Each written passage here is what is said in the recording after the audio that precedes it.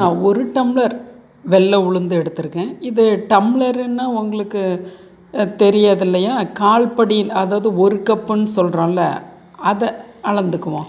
அப்போ அந்த கால்படியில் பார்க்கும்போது ஒரு 3/4 பங்குன்னு வச்சுக்கோங்களேன். இதுக்கான அளவுகள் 15 வடை நல்ல பெரிய வடையாகவே உங்களுக்கு கிடைக்கும். நான் சொல்லி தந்திருக்க இந்த மெத்தடில் நீங்கள் மெதுவடை, உளுத்த வடை செய்யும் பொழுது ருசி அதிகமாகவே இருக்கும், எண்ணெயும் இழுக்காது, வயதானவங்களுமே 2 வடை சாப்பிட்லாம். இந்த அளவுகளுக்கு 15 வடைகள் உங்களுக்கு தாராளமாக கிடைக்கும். பெரிய வடைகளாக போட்டாவே 15 வடை கிடைக்கும். இதை நல்லா கழுவி களைஞ்சிட்டு 2-3 முறை கழுவி களைஞ்சிட்டு தண்ணி ஊற்றி ஒரு 10 நிமிஷம் வெளியவே வச்சுருவோம். 10 நிமிஷம் கழித்து பார்க்கும்போது 2ஆக உடப்பட்டிருக்கணும் உளுந்து. 10 நிமிஷத்தில் உடப்பட்டுரும். இதை 1.5 மணி நேரம் ஃப்ரிட்ஜுள்ள ஸ்டோர் பண்ணி இப்போ எடுத்துகிட்டு வந்துட்டோம். இந்த தண்ணியை எடுத்து வச்சுக்கிறோம். ஒரு 2 டேபிள் ஸ்பூன் தண்ணி விடுறோம். இதை அரைக்கிற பதத்தை உங்களுக்கு அப்படியே காமிக்கிறேன் பாருங்க.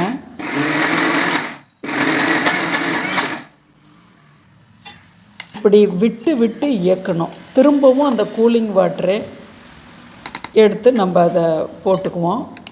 தண்ணி ஊற்றக்கூடாதுன்னு இல்லை, கண்டிப்பாக தண்ணி ஊற்றினா தான் சாஃப்ட் வரும்.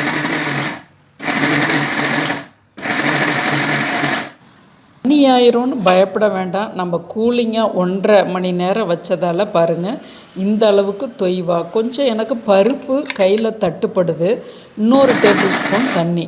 மொத்தம் இந்த 3/4 பங்கு எடுத்ததுக்கு 6 டேபிள் ஸ்பூன் தண்ணி வாங்கியிருக்கு.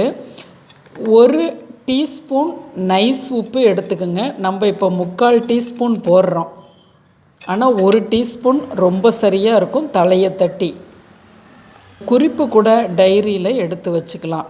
இப்போ இந்த தொய்வான மாவை நல்ல கைகளால் ப்ளஃபியாக அடித்து விடுறோம் உளுந்த மாவை.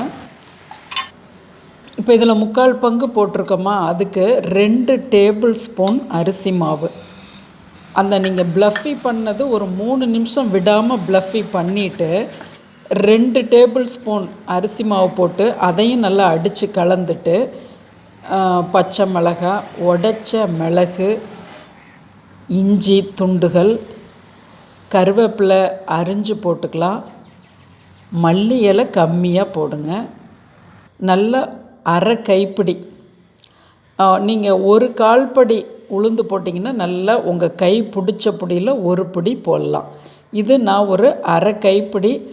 வெங்காயம் ரொம்ப பொடியாகவும் வேணாம், பெருசாகவும் வேணாம், இந்த அளவுகளில் போட்டுக்கோங்க சைஸு. இப்போ நல்ல கைகளில் நல்லா தண்ணியை தொட்டுக்கிட்டு திரும்ப எல்லாமே நல்லா அப்படி ப்ளஃபியாக அடிச்சு விடுங்க. நல்லா ஏர் உள்ளே போய் வர்றது போல்.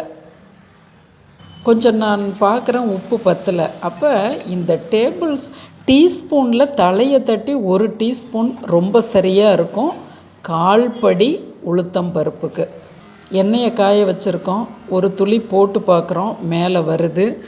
அப்போ 40% அனலை கொண்டு வந்துடுறோம். தண்ணியை தொட்டுக்கிட்டு உளுந்து உருண்டையை உருட்டணும். எண்ணெய் தொடக்கூடாது, தண்ணி தான் தொடணும். பாருங்கள், அந்த பெருவிரல் கூட ஒட்டில் பாருங்கள் உங்களுக்கு. அதனால தான் இப்படி காமிக்கிறேன் பாருங்கள். பிகினர்ஸ் கூட ரொம்ப ஈஸியாக போடலாம். இதில் பயம் எதுவுமே இல்லை. இதில் இனிப்பு வடை கூட நான் உளுந்தம்பருப்பில் போட்டிருக்கேன், பாரம்பரிய இனிப்பு வடை. அதை கூட உங்களுக்கு நான் இங்கே கமெண்ட் பாக்ஸில் பின் பண்ணி விடுறேன்.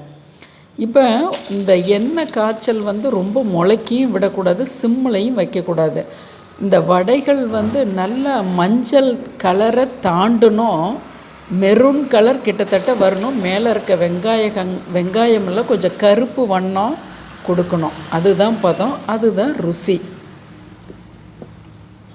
இதை பிகினர்ஸ் கூட நீங்கள் போடலாம். நான் கொஞ்சம் பெரிய வடைகளாக போடுறேன், அதனால் எனக்கு 15 வடைகள் வந்தது. நீங்கள் விசேஷ நாட்களில் ஒரு சின்ன விசேஷம், வீட்டில் ஒரு வெட்டிங் டே, பர்த்டேன்னா சின்ன சின்ன வடைகளாக போட்டிங்கன்னா சின்ன வடைகளாக 20 வடைகள் வரும் 1/4 படிக்கு.